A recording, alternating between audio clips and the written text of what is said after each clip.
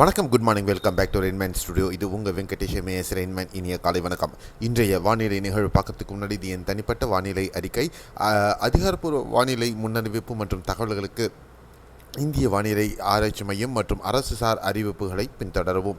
இன்றைய வானிலை அனுமானம் 21 மார்ச் 2025. இப்போ நம்ம பார்க்குறதுக்கு முன்னாடி இந்த சேனலை நீங்கள் சப்ஸ்கிரைப் பண்ணலன்னா சப்ஸ்கிரைப் பண்ணிவிட்டு ஆல் நோட்டிஃபிகேஷன் எனேபிள் பண்ணிக்கோங்க.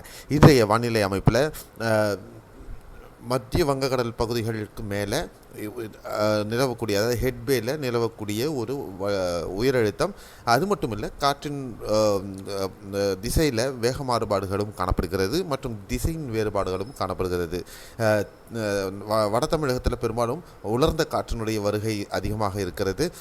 கடலோர தமிழகம், தென் தமிழகம் பகுதிகளில் பார்த்திங்கன்னா உலர்ந்த காற்று இருந்தாலும் அந்த பகுதிகளில் ஒரு ஈரமிகு காற்றினுடைய தாக்கமும் கீழடுக்கில் இருக்கிறதுனால ஏற்படக்கூடிய உராய்வு காரணமாக தென் தமிழகத்தில் ஒரு சில பகுதிகளில் இடிமலை இன்றும் உருவாகும், அதாவது வெப்பச்சலன மழை இன்றும் பதிவாகும். அதே நேரத்தில் கேரளா பகுதிகளில் மற்றும் உட்புற கர்நாடக பகுதிகளில் காற்றின் திசையில் பல்வேறு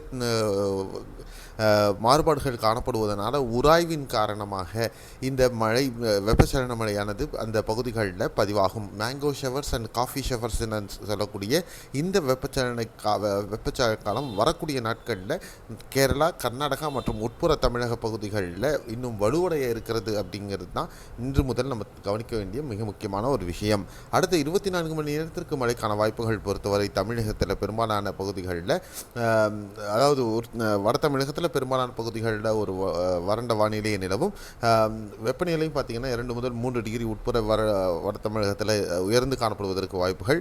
கன்னியாகுமரி, திருநெல்வேலி, விருதுநகர், மதுரை, தூத்துக்குடி, ராமநாதபுரம், சிவகங்கை ஆகிய பகுதிகளில் ஒரு சில பகுதிகளில் இன்று மேகமூட்டத்துடன் பிற்பகலுக்கு பிறகாக நம்ம ஒரு வெப்பச்சலன மழையை நம்ம பார்க்க முடியும். அதே நேரத்தில் தஞ்சாவூர், புதுக்கோட்டை, திருச்சி, திருவண்ணாமலை, விழுப்புரம் மாவட்டங்களிலும் ஒரு சில பகுதிகளில் லேசான மழையின் மழைக்கு பார்க்கறதுக்கு வாய்ப்புகள் இருக்கும்.